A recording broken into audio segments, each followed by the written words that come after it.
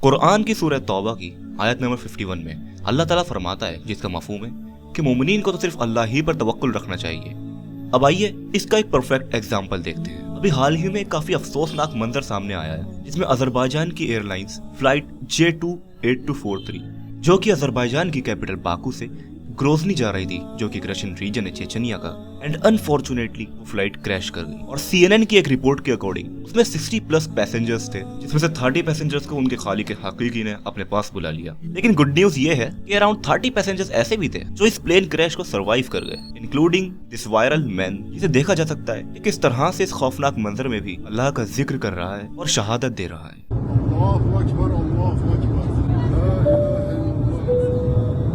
Plane crash होने के बाद भी हम देख सकते हैं इसको किस किस जुबान पर अल्लाह का जिक्र जारी था।